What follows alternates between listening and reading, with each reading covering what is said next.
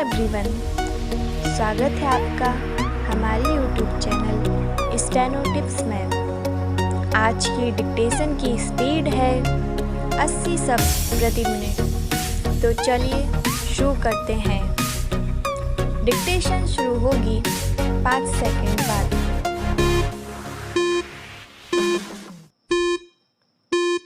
Start.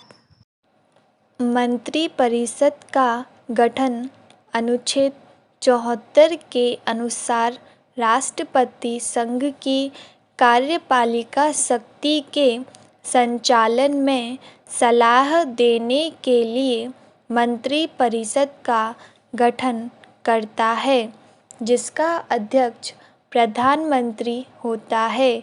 सामान्यतः राष्ट्रपति ऐसे व्यक्ति को प्रधानमंत्री के पद पर नियुक्त करता है जो कि लोकसभा में बहुमत दल का नेता हो।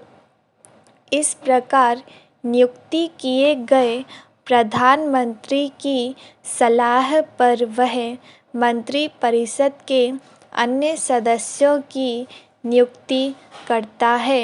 साथ ही वह प्रधानमंत्री की सलाह पर मंत्रिपरिषद के किसी सदस्य को बर्खास्त कर सकता है। सामान्यतः यह प्रथा रही है कि प्रधानमंत्री लोकसभा का सदस्य होता है, क्योंकि मंत्रिपरिषद लोकसभा के प्रति उत्तरदायी होती है।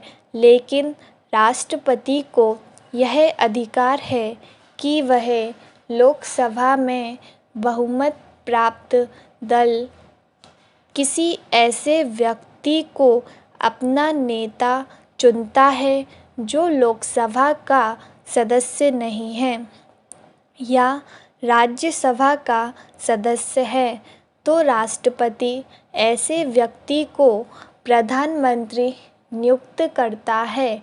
लेकिन इस प्रकार नियुक्त किए गए व्यक्ति को 6 माह के अंदर संसद का सदस्य बनना पड़ता है। इसी तरह प्रधानमंत्री की सलाह पर राष्ट्रपति ऐसे व्यक्ति को मंत्रिपरिषद में शामिल कर सकता है जो कि संसद का सदस्य नहीं है।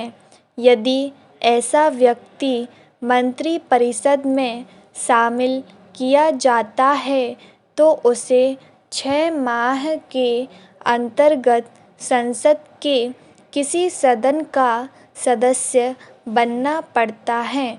जब कभी ऐसी स्थिति उत्पन्न होती है कि लोकसभा में किसी भी दल को स्पष्ट बहुमत ना मिले या लोकसभा में पेश किए गए अविश्वास प्रस्ताव के पारित होने के कारण मंत्रिपरिषद को त्यागपत्र देना पड़े, तो राष्ट्रपति किस व्यक्ति को प्रधानमंत्री नियुक्त करेगा, इस संबंध में संविधान में कोई प्रावधान नहीं है।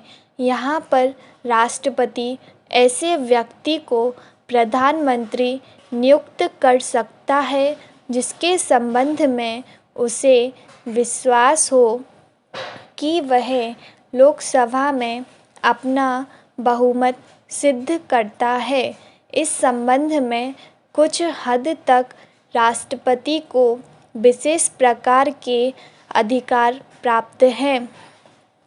इसी अधिकार के प्रयोग में राष्ट्रपति ने 1969 में चौधरी चरण सिंह को प्रधानमंत्री नियुक्त किया था।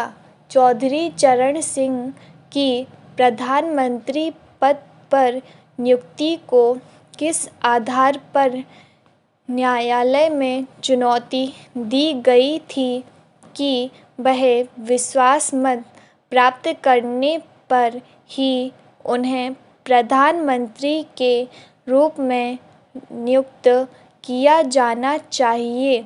परंतु न्यायालय ने अपने निर्णय में कहा कि प्रधानमंत्री की नियुक्ति के संबंध में यह शर्त नहीं है कि लोकसभा में विश्वास मत प्राप्त किया जाए।